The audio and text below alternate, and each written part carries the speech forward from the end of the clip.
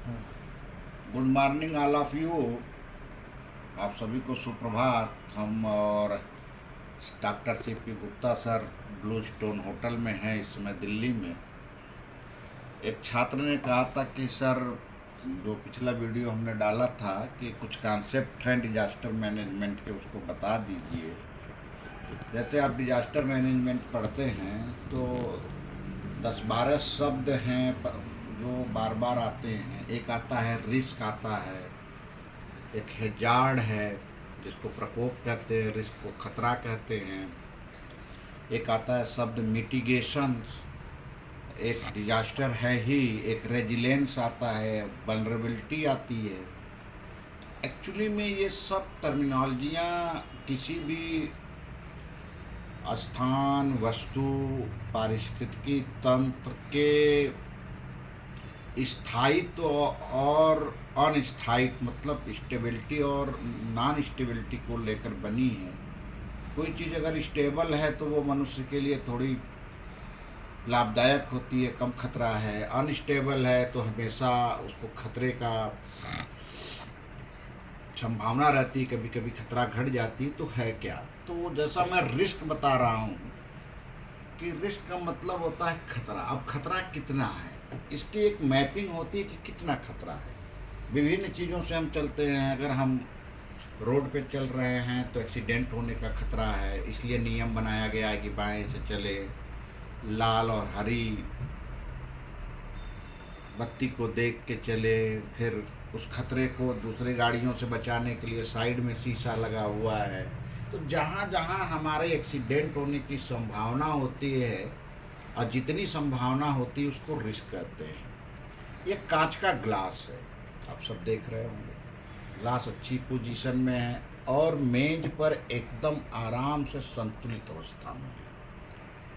अब आप देखेंगे कि इसके गिरने की या टूटने की खतरा 0% तो कभी नहीं होता है, लेकिन लिटिल है, 2% 4% है कि हवा मारा गिर गया। लेकिन सामान्यतः यह अपने स्थायित्व में है क्योंकि इसका पूरा बॉटम मेज पर है, अस्थिर तरह से है और समतल में है। अब जैसे जैसे हम इस गिलास को धीरे धीरे धीरे धीरे मेज के किनारे पर लेते जा रहे हैं, इसका रिस्क बढ़ता जा रहा है। उसी तरह से धरातल पर, पृथ्वी पे तमाम ऐसे जियोमॉर्फोलॉजी, भूआकृतियाँ स्थिति हैं या वायुमंडलीय घटनाएं हैं या जलमंडलीय घटनाएं हैं जो कि अपना रूप बदलती है और उसकी प्रचंडता, इंटेंसिटी बढ़ती जाती है। तो खतरा होने क्या, जैसे हवा हल्की चल रही है और वही तूफान में बदल जाए तो खतरा होने का डर ज़्यादा हो जाता है। कोई समतल जगह है तो आपके गिरने की या खतरा कम है, लेकिन वही पहाड़ी एरिया है या ग्लेशियर है तो वहाँ से गिरने की या एवालांस होने की खतरा, तो उसको 10%, 20%, 40%, 100% पे नापते हैं। अब यहाँ पर यह गिलास था तो इसके खतरा होने की संभावना लिटिल थी, 4%, 5%। लेकिन जैसे जैसे ये किनारे गया, अब आप देख लीजिए कि इसका जो रिस्क है गिरने की ज़्यादा है। कारण इसलिए ज़्यादा है, अब ये नुकसान है कि एक तो यह ग्लास का बना है, शीशे का, और दूसरी ये चीज़ है कि यहाँ पर स्लोप ज़्यादा है। तो अभी तो ये स्थिर है, लेकिन जरा सा भी हवा बहा या किसी का हाथ लगा तो इसके गिर के टूटने की संभावना बहुत ज़्यादा, 100% है, क्योंकि ये ग्लास का बना हुआ। अगर ये स्टील का होता, लोहा का बना होता तो एक बार गिर भी जाता तो टूटने की संभावना कम होती, तो खतरा कम था। तो ये रिस्क को समझने की ज़रूरत है कि एक तो कमज़ोर धरातल हो या कमज़ोर इकोसिस्टम या कमज़ोर इंफ्रास्ट्रक्चर, ऊपर से वह इस तरह के घटनाओं में, चाहे वह भीड़ भरा हो, चाहे वो चक्रवात वाले इलाके में हो, चाहे वो जंगली जानवरों के हों, पहाड़ी में हो, तो वो खतरा बढ़ जाता है, उसकी मैपिंग की जाती है। अब देखिए धीरे से कि इसका कुछ पोर्शन यहाँ है, यानी अब खतरा निश्चित से और बढ़ गया। ये देखिए ऐसे ऐसे ऐसे। अब बताइए खतरा की संभावना इतना बढ़ गई, यानी 50% से ज़्यादा। अब देखिए इस तरह से ये अब ये ऐसे गिरेगी और ये टूट जाएगी, 100% रिस्क है ख़त्म होने। तो उसी तरह से जो सेंसिटिव एरिया है उसकी मैपिंग की जाती है कि कौन सा शहर है, उसकी गली कैसी है, उसमें इलेक्ट्रिक सिस्टम कैसा है, उसका सीवर सिस्टम कैसा है, परिवहन सिस्टम कैसा है, कितना मतलब कोई आग लग जाए, कोई घटना हो जाए तो इससे बाहर निकलने की संभावना कैसी है, तो उसका रिस्क नापा जाता है और मैपिंग की जाती है और इस तरह से हम प्रबंधन करते हैं। हैजार्ड होता है कि जब कोई खतरा धन जन को नुकसान करने लगता है तो वो प्रकोप बन जाता है।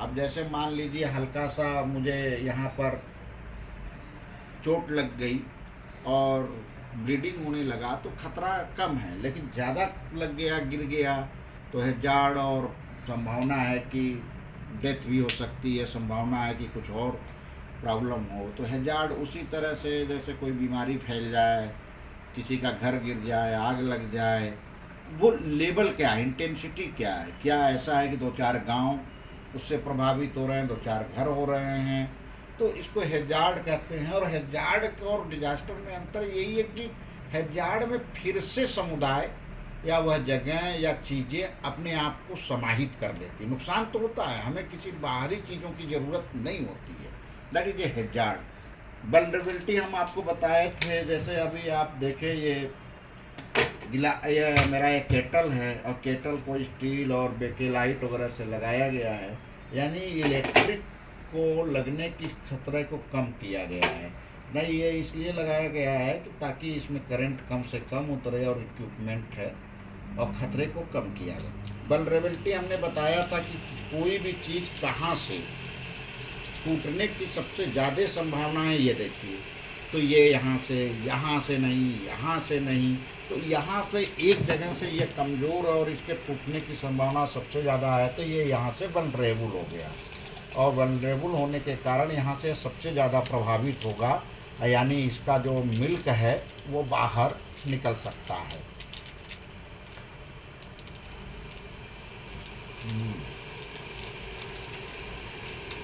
ये देखिए, बाकी और कहीं से फटेगा लेकिन बहुत मुश्किल से, तो ये हो गया वल्नरेबिलिटी। मिटिगेशन का मतलब होता है किसी चीज़ को कम करना, खतरे को मिटिगेट, समन करना। अब जैसे ये ग्लास है, इस ग्लास की टूटने की संभावना पब्लिकली ज़्यादा है, तो इस ग्लास की जगह हम किसी दूसरे मेटल का अगर यूज कर रहे हैं तो उसके टूटने की संभावना कम होती है, तो उसको हम मिटिगेट कहते हैं। अब जैसे इस पे हम हाथ रखे हैं तो लाइट मारने की या करंट लगने की संभावना कम है, तो ये जो सारा स्ट्रक्चर लग गया यानी कि हमको इलेक्ट्रिक के खतरे से बचा रहा है, मिटिगेट। उसी तरह से मिटिगेशन में, डिजास्टर में हम कहते हैं कि पहाड़ों में कंस्ट्रक्शन कम करिए या अधिक माइनिंग कम करिए या पेड़ों को कम काटिए, और या मान लो जो हम घर बनाते हैं उसमें अच्छे कंक्रीट, अच्छे सीमेंट, अच्छे मतलब मटेरियल का प्रयोग कम करते हैं, लोहे का प्रयोग करते हैं। कपड़ा हम जो पहनते हैं तो ऐसा कपड़ा, धागा यूज करते हैं कि जल्दी फटे ना।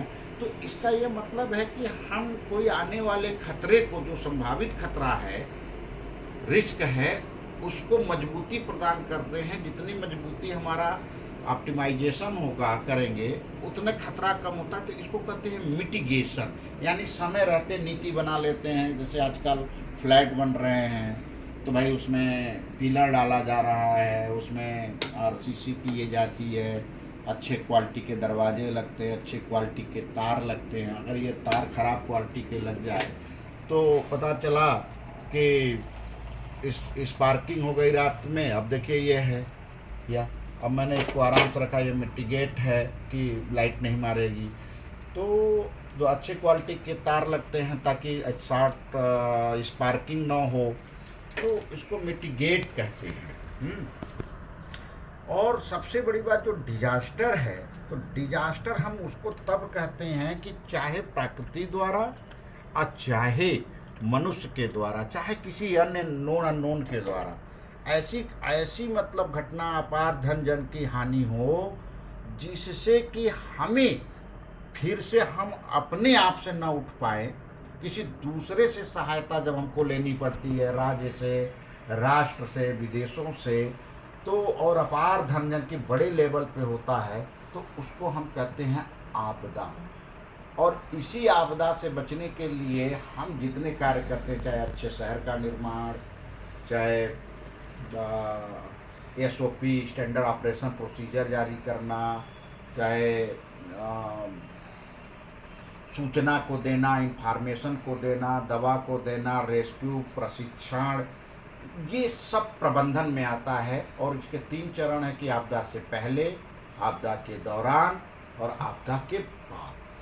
और ये एक महत्वपूर्ण जितने भी इंतजाम करते हैं। एक शब्द आता है रेजिलेंस। रेजिलेंस का मतलब होता है सहनशीलता, यानी किसी भी घटनाओं, प्रक्रियाओं के प्रति कोई समुदाय, कोई देश, कोई क्षेत्र, कोई भी चीज़ कितना सहनशील है कि उस खतरे को झेल कर और खतरा ख़त्म होने के बाद फिर से अपने आप को आ जाना, उसको हम कहते हैं रेजिलेंस। आप देखेंगे कि बहुत से ऐसे पेड़ हैं, बहुत सी ऐसी प्रजातियां हैं जो काफ़ी नुकसान होती हैं और फिर से आ जाती हैं, और फिर से आने के बाद उसको कहते हैं रेजिलेंस। अब जैसे भारत में ही देख ले, टेम्परेचर के जरिए तो भारत के लोग जो है धीरे धीरे टेम्परेचर बढ़ता जा रहा है, उसके प्रति जो है धीरे धीरे सहनशील होते जा रहे हैं, तमाम तरह के उपाय कर रहे हैं, लेकिन सहनशील होते जा रहे हैं कि अचानक वो घबरा नहीं रहे, मर रहे।